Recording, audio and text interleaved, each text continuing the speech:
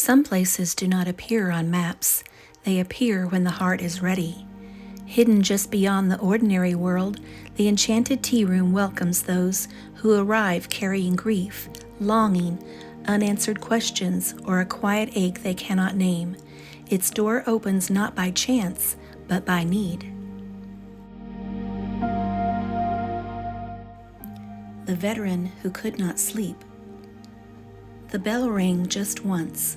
It was near dusk, that hour when the light softens and shadows grow long across the garden path. Inside the Enchanted Tea Room, Catherine felt it before she heard it, the slight inward lean of the room, the way the air grows still when someone arrives carrying more than they can name. She lifted the kettle without looking toward the door. She already knew.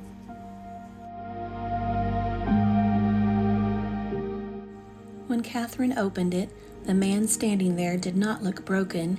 He stood tall, broad shoulders, pressed coat, hat in his hands, but his eyes had not rested in a very long time.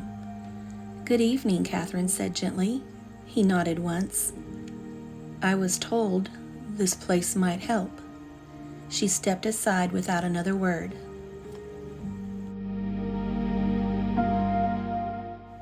The fire in the hearth was already glowing low and steady. He sat in the wing-back chair nearest the flames. Though he did not lean back, his posture remained alert, as though even comfort required permission. Karen appeared from the kitchen doorway with quiet understanding. No questions, no fuss. Catherine poured a dark amber liquid into a heavy ceramic mug. "Valerian and peppermint," she said softly. "It steadies the body when the mind refuses."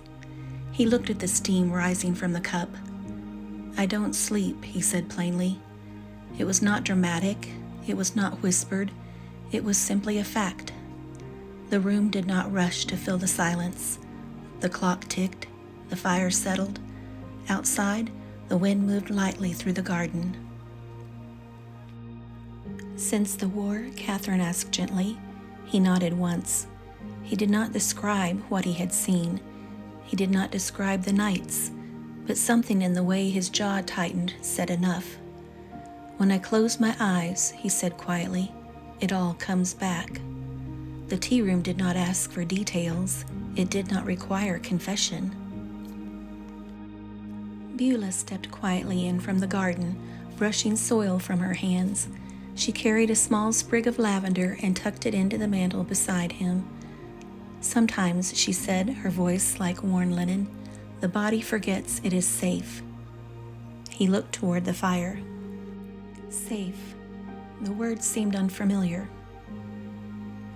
Catherine moved to sit across from him, not too close, not too far. "What do you do when you cannot sleep?" she asked. "I walk," he said. "I sit, I wait for morning." "And when morning comes?" He hesitated. "I'm tired, but I go on." There was no self-pity in it, only endurance. Karen set a small plate beside him, an oatmeal raisin cookie, still warm, simple, steady, familiar. He wrapped his hands around the mug. The steam rose, softening the sharp lines of his face.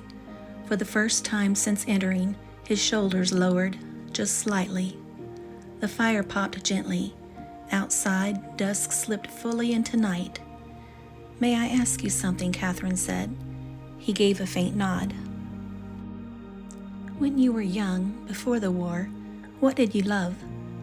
The question caught him off guard. He stared into the fire for a long moment. "I used to build things," he said finally, "with my father. Tables, shelves, little boats." His voice shifted, not lighter, but different, warmer. "And when you built them," she asked, "what did you feel?" He swallowed. Proud, calm. The room grew still again, but this stillness felt different, not heavy, hopeful. "You survived," Catherine said quietly, "but your body is still fighting." He looked up at her. "No one has ever said that." She met his eyes gently. You are not weak because you cannot sleep. You are wounded, and wounds need tending. The word wounded landed somewhere deep, not broken, not failing, wounded.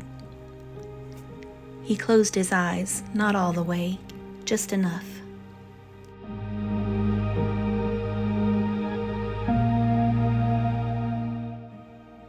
The peppermint rose softly with the steam. Catherine spoke in a voice barely above the crackle of wood. Tonight, you do not have to stand guard.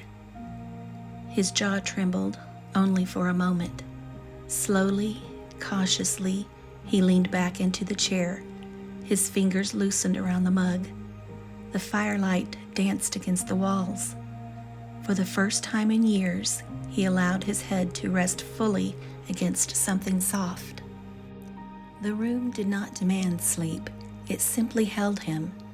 Minutes passed. His breathing deepened, not dramatic, just deeper.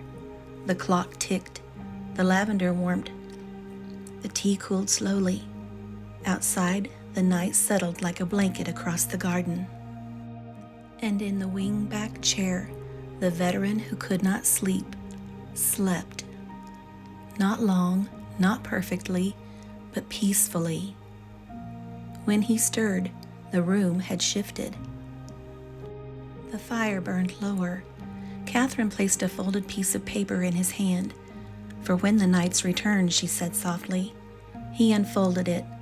Written in gentle script were only 4 words. You are safe now. He stood slowly. The weight in his eyes had not vanished, but something else had joined it. Relief. Thank you, he said quietly. No one responded with grand words. They simply nodded, because the tea room does not heal everything at once. It steadies, it reminds, it holds. He stepped back out onto the garden path. The night air felt different against his skin, not because the world had changed, but because, for the first time in years, his body remembered what it felt like not to fight. Inside, the kettle warmed again. The room leaned inward once more. Somewhere else, someone else was walking toward the door, and the bell would ring again. If this story brought you a moment of comfort, you're always welcome to come back. You can like and subscribe so the tea room finds you again. Until next time, the kettle will be warm and the table will be waiting.